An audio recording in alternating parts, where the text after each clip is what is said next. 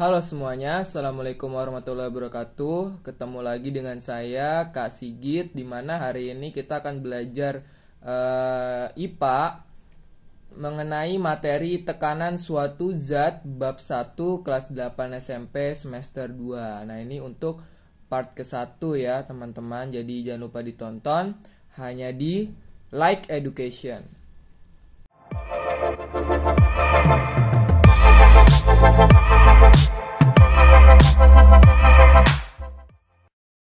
Ya, jadi kita langsung saja ini sudah masuk ke bukunya, yaitu buku kelas 8 SMP, IPA kelas 8 SMP. Dimana semester 2-nya itu bagian pertamanya itu adalah bab 7 ya teman-teman nih. Nah, ini kasih lihat ya, tuh. Jadi ilmu pengetahuan alam kelas 8 SMP semester 2. Dan bab pertamanya itu adalah bab 7 mengenai tekanan zat dan penerapannya dalam kehidupan sehari-hari. Nah, nggak tahu ini bisa selesai dalam satu part atau butuh part 2. Nanti kita lihat aja ya teman-teman sampai akhir video ini. Nah, untuk pelajaran kali ini, karena ini berhubungan sama tekanan, yaitu berhubungan sama fisika, maka Kak Sigit akan ngajarinya itu bukan per paragraf. Jadi nggak kayak biologi ya, nggak kayak IPA biologi dimana Kak Sigit akan bacain per paragraf. Tapi kalau fisika Kak Sigit akan ngajarinya per rumus ya, per rumus. Dan mungkin akan Kak Sigit bacain paragraf penting yang mendasari dari rumusnya. Oke, tanpa basa-basi lebih lama kita langsung saja ya. Ini kurang besar, tar dulu. Oke, segini. Nah, ini tekanan zat dan penerapannya dalam kehidupan sehari-hari. Oke, ini bisa kita lewatin. Oke. Kita lewati. Nah, ini masuk nih. 1. Tekanan zat padat. Nah, ini perlu dibaca apa enggak? Kita lihat dulu. Oke. Setelahnya itu ada rumus, berarti kita baca dulu ya. 1. Tekanan zat padat. Masih ingatkah kamu dengan hasil percobaan pada aktivitas 7.1? Ini di atas ya. Ketika kamu mendorong uang logam di atas plastisin, berarti kamu telah memberikan gaya pada uang logam. Besarnya tekanan yang dihasilkan uang logam pada plastisin tergantung pada besarnya dorongan gaya yang kamu berikan dan luas permukaan pijakan atau luas bidang tekannya. Konsep tekanan sama dengan penyebaran gaya pada luas suatu permukaan. Sehingga apabila gaya yang diberikan pada suatu benda F semakin besar, maka tekanan yang dihasilkan akan semakin besar. Sebaliknya, semakin luas permukaan suatu benda, tekanan yang dihasilkan semakin kecil. Secara matematis, besaran tekanan dapat ditulis dalam persamaan sebagai berikut. Nah, ini tentang tekanan pada zat padat ya teman-teman. Jadi tekanan pada zat padat di buku ini itu dijelasin dengan penggambaran atau istilah uang logam yang ditaruh di atas plastisin. Plastisin itu seperti ini contoh gambarnya ya. Plastisin itu seperti yang buat apa ya? Plastisin yang biasa dibentuk boneka dan sebagainya ya. Apa ya sebutan lainnya ya? Lilin ya, bukan? Kayak gini ya, ini plastisin, terus di atasnya ada uang logam 500. Kemudian kamu tekan nih dari atas, maka tekanannya adalah gaya kamu, gaya tangan kamu tuh. Kan kamu punya gaya tuh di tangan kamu mendorong. Nah, itu akan dibagi luas permukaan si koin ini kayak gitu. Nah, itu baru dihasilkan tekanan. Nah, itu berdasarkan penjabarannya. Tapi kalau dari rumusnya akan lebih mudah. Nah, ini rumusnya berarti apa Kak? P itu inisial tekanan sama dengan F per A. F itu adalah gaya, A itu adalah luas bidang. Nah, jadi P itu apakah tekanan? Dengan satuan, nih satuannya nih, neutron per meter kuadrat. Tapi jangan bingung. Kalau misalkan di soal satuannya bukan ini, berarti satuannya yang lain, yaitu Pascal. Berarti P sama dengan F. F itu gaya, tadi gaya tangan kamu ya, satuannya Newton. per A. Ingat, luas bidang, meter kuadrat luas bidang. Kalau dia koin, berarti pakai rumus apa? Pakai rumus luas lingkaran. Kalau yang ditekan itu adalah berbentuk kotak, berarti rumus persegi, sisi kali sisi, dan lain sebagainya. Jadi beda-beda ya, tergantung bentuknya. Seperti itu. Nah, setelah mengetahui besar-besaran tekanan dipengaruhi oleh besarnya gaya dan luas bidang, sekarang kamu tentunya dapat menjelaskan alasan ketika kamu berjalan di tanah berlumpur, dengan menggunakan sepatu boot, kamu akan lebih mudah berjalan dan tidak mudah terjebak masuk ke dalam lumpur dibandingkan dengan menggunakan sepatu dengan pijakan yang sempit. Kamu juga dapat memahami alasan angsa lebih mudah mencari makanan di tempat yang berlumpur daripada ayam. Nah, ini maksudnya apa? Jadi begini. P, ini kalian lihat ya rumusnya baik-baik ya. P sama dengan F per A. P sama dengan F per A. Ini kita pakai logika ya. Kalau A-nya kecil, misal F-nya 2, A-nya 1, hasilnya 2/1, berarti tekanannya 2. Tapi sebaliknya, kalau A-nya makin besar, kan 2/1 sama dengan 2. Tapi kalau A-nya jadi 2, kan makin besar tuh. 2/2 sama dengan 1. Nah, berarti logikanya semakin kecil luas permukaan, maka semakin besar tekanan. Sebaliknya, semakin semakin besar luas permukaan, maka semakin kecil tekanannya. Seperti itu ya. Jadi makanya kalau ada nih, kasih contoh gambar deh. Nih. Jadi ada orang pakai sepatu boots, ada orang pakai sepatu hak tinggi. Nah, berarti tekanannya yang lebih besar yang mana? Yang B apa yang C? Yang benar adalah yang C, tekanannya lebih besar. Kenapa? Karena luas permukaannya kecil, A-nya kecil. Misal orang yang make itu beratnya sama, F-nya sama gayanya. Nah, kalau F-nya sama, kalau A-nya kecil, maka ini tekanannya lebih besar. Seperti itu ya. Tadi balik lagi ke rumus. Sedangkan kalau A-nya itu besar, tekanannya jadi kecil kayak gitu. Dengan syarat F-nya orang yang make ini orang yang sama. Berat badannya sama, terus F-nya sama. Nah, seperti itu ya. Nah, itu rumusnya. Nah, sama juga ini. Bebek jalan di lumpur, ayam jalan di lumpur. Siapa yang bakal sering jatuh? Ayam. Kenapa ayam sering jatuh? Karena tekanannya terlalu besar. Lihat kakinya. Tuh. Kakinya kan luas permukaannya kan tuh, lihat tuh. Dia kan gak ada selaputnya, jadi gak lebar. Luas permukaannya kecil. Ingat, kalau luas permukaannya kecil, tekanannya makin besar. Seperti itu. Sedangkan bebek luas permukaannya besar, jadi tekanannya makin kecil. Makanya bebek jarang kepleset kan kalau di tanah-tanah yang berlumpur. Dan dia tempat makannya itu di tempat yang berlumpur gitu. Beda sama ayam. Oke, lanjut ya. Nah, ini adalah rumusnya. Nah, ini sering dipakai udah pasti ya, udah pasti sering muncul di soal. Biasanya ditanya tekanannya berapa. Nah, gimana caranya ya? Kamu nyari F, habis itu kalian bisa dibagi A. Kalian nyari F, cari A, terus langsung dibagi.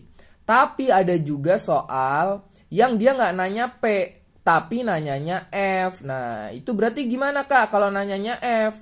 Kalau dia nanyanya F, bikin F-nya itu sendirian. Jadi A-nya itu pindah ruas.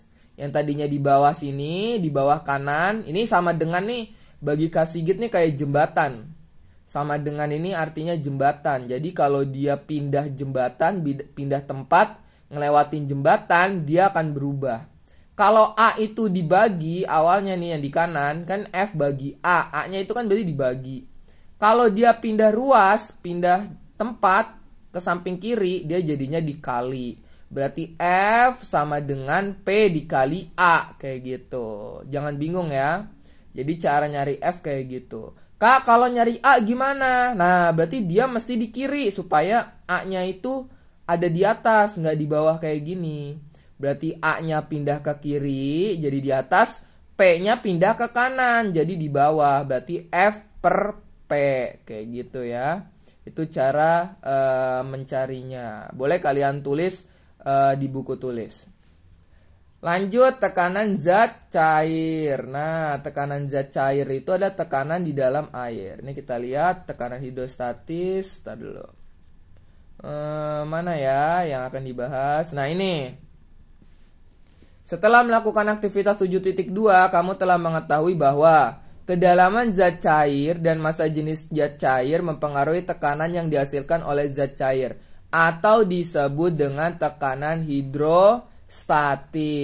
Semakin dalam zat cair, semakin dalam zat cair, semakin besar tekanan yang dihasilkan. Semakin besar massa jenis zat cair, semakin besar pula tekanan yang dihasilkan.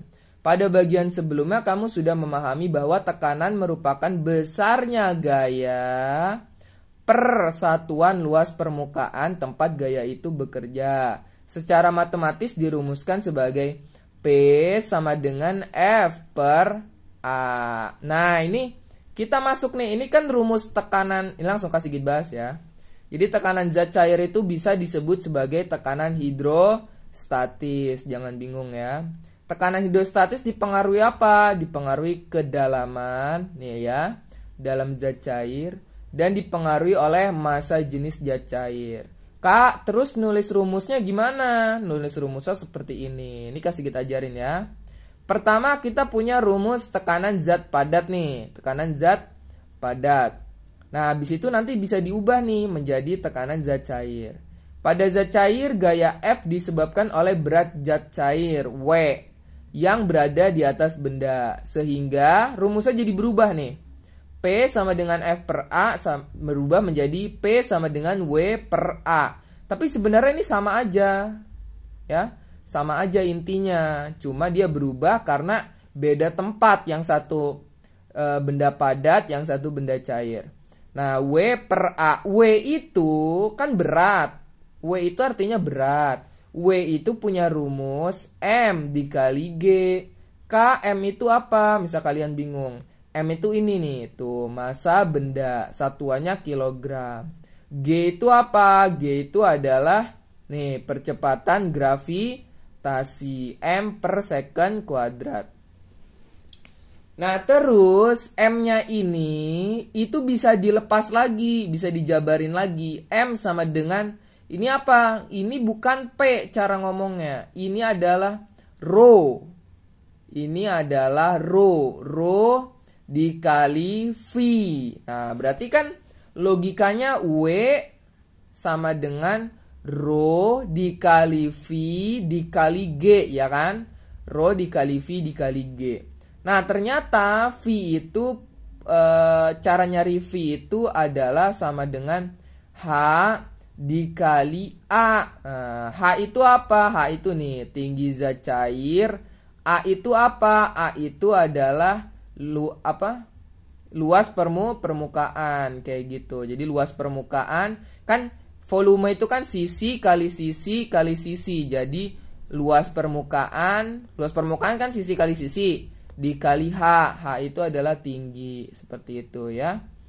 Nah, masukin rumusnya kan P dikali V dikali G. V-nya kita ganti. Berarti P, ini kan P dikali G. KM-nya kok nggak ada? M-nya kan berubah jadi P kali V. Nah, kok V-nya di sini nggak ada? V-nya berubah jadi H dikali A. Jadi, salah kasih gitu ini ya. Ini bukan P. Rho dikali G dikali H dikali A per A. Nah, ada yang bisa dicoret nggak? Ada. A-nya dicoret. Coret. Berarti rumusnya adalah P hidrostatis. Kan ini di air nih. Jadi harusnya ini jangan P doang ya. Harusnya kalian tambahin P HI hidrostatis sama dengan rho dikali G dikali H. Kalau enggak kalian tulis P air sama dengan rho dikali G dikali H. Nah, ini adalah rumus sederhananya. Asal muasalnya dari mana, Kak? Dari ini. Dari P sama dengan F per A, tapi ini di benda padat, kemudian berubah menjadi benda cair. Ini jalanannya nih buat berubah nih.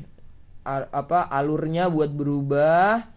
Nah, langsung sampai ke sini. P sama dengan rho dikali G dikali H ya. Kalian tinggal ngafalin ininya aja.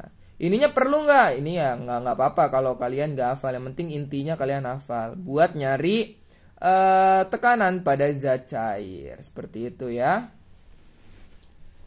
Nah, ini keterangan-keterangannya. P itu tekanan, M itu massa benda, rho itu massa jenis zat cair, G itu percepatan gravitasi, H itu tinggi zat cair, V itu volume.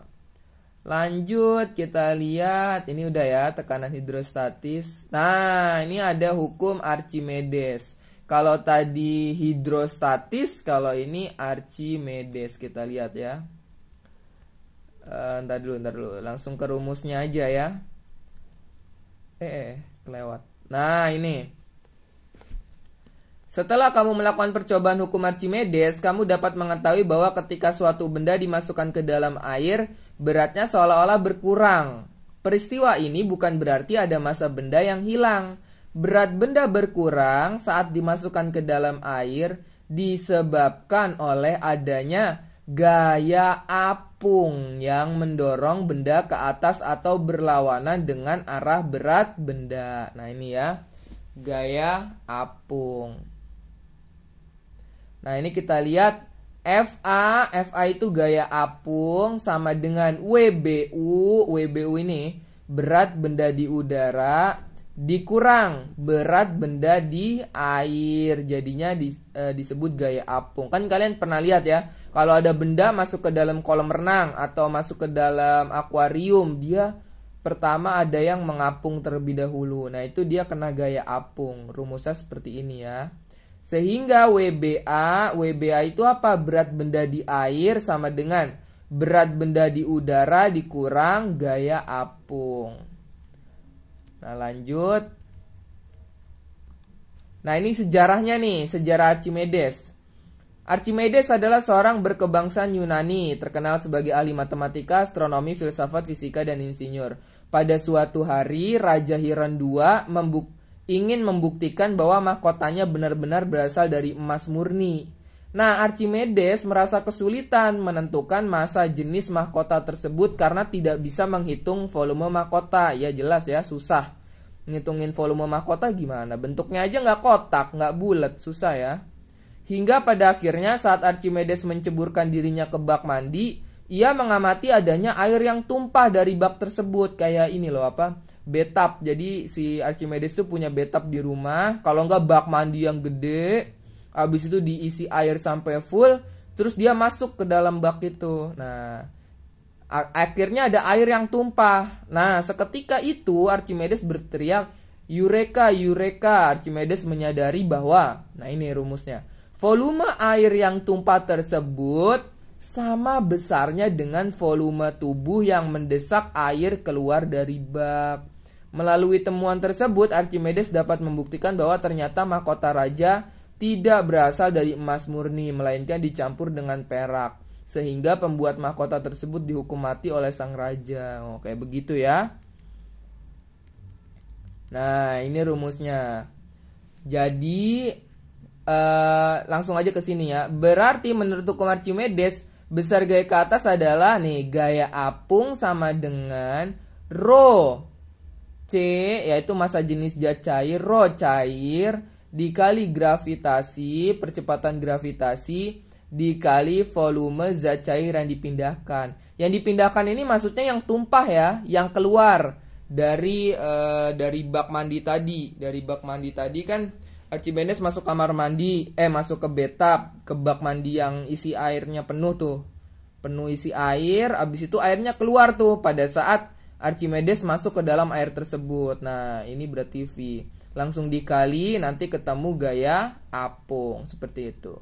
Nah, kok ketahuan Kak, mahkotanya itu palsu? Karena harusnya itu air yang tumpah itu lebih banyak. Karena emas itu berat. Emas murni itu berat, jadi harusnya yang tumpah airnya itu lebih banyak dibandingkan yang terbuat dari perak. Seperti itu ya. Nah, ini biasa dipakai. Ini Kak Sigit bahas sekilas aja ya, karena rumusnya nggak termasuk. Ini biasa dipakai di dalam lumbung kapal, ya, lambung kapal. Jadi ini ruang bersih udara supaya dia nggak jatuh. Jadi ada air yang masuk dan air yang keluar seperti itu. Tuh lihat ya. Jadi ada air yang dibiarkan masuk, ada air yang nantinya dibiarkan keluar. Nah ini juga sering banget dipakai di kapal selam. Jadi nggak cuma kapal-kapal yang seperti ini ya. Nggak cuma kapal yang seperti ini, kapal feri ya. Seperti kapal feri, tapi juga paling banyak dipakai rumusnya itu di kapal selam seperti itu. Lanjut, hukum Pascal. Nah ini buat kalian yang pernah nyuci mobil. Nah, pernah nyuci mobil bukan di rumah ya, tapi di tempat cuci mobil. Itu biasanya mobilnya diangkat supaya di bagian bawahnya bisa dibersihin. Nah, alat buat ngangkatnya ini itu disebut pompa hidrolik. Nah, ternyata ini ada rumusnya. Rumus supaya mobil yang berat ini bisa keangkat. Nah, itu ada rumusnya. Apa rumusnya? Rumusnya disebut hukum Pascal. Kita lihat ya, langsung ke rumusnya. Nah, ini disebut hukum Pascal. Jadi, misal mobilnya itu di F2. Nah, berarti yang ditekan itu F1, nah mobilnya keangkat di F2, seperti itu. Rumusnya gimana, Kak? Jadi, kita kan udah belajar P sama dengan, ini nih kita lihat nih. P sama dengan F per A. F itu gaya, A itu luas permukaan. P itu adalah tekanan. Nah, jadi ada tekanan 1, ada tekanan 2. Tekanan dari mesin si pompa hidrolik, sama tekanan yang ke mobil, yaitu F2. Nah, tekanannya rumusnya gimana? P sama dengan F per A1. Jadi F1 per A1 sama dengan, ini Kak Sigit menggambarkan atau membayangkan, ini ada tulisan sama dengan nih. Sama dengan F2 per A2. Jadi tekanan yang di kiri ini sama kayak tekanan di kanan. Kenapa bisa? Karena di dalam sini itu berisi cairan tanpa ada udara sama sekali. Nah, kalau berisinya penuh cairan, nggak ada udara kosong gitu, nggak ada udara masuk, nah itu tekanannya akan jadi sama. Tekanan yang masuk ke sini akan sama dengan yang dikeluarin. Makanya nanti terbentuk rumus ini. Nih yang di bawah. F1 sama dengan F1 per A1 sama dengan F2 per A2. Kayak begitu. Berasal dari rumus P1 sama dengan P2. Kayak gitu ya. Kak, terus biasanya kalau di soal keluarnya gimana? Biasanya kalau di soal ditanya, berapakah F2? Misalkan kayak gitu. Nah, berarti caranya gimana? Gampang. Kita kan nyari F2 nih, kita tulis dulu rumusnya. F1 per A1 sama dengan F2 per A2. Kalau kita nyari F2, maka kita bikin dia sendirian. F2-nya harus sendiri. Berarti A2-nya diapain? Dipindahin. A2-nya dari bawah pindah ke kiri. Kalau dia dibagi jadi dikali. Berarti A2 dikali F1 per A1. Kayak begitu ya. Sisanya juga sama. Nyari F1, A1-nya dipindahin. Nyari A2, A2-nya naik ke atas, sisanya dipindahin ke kanan. Seperti itu ya.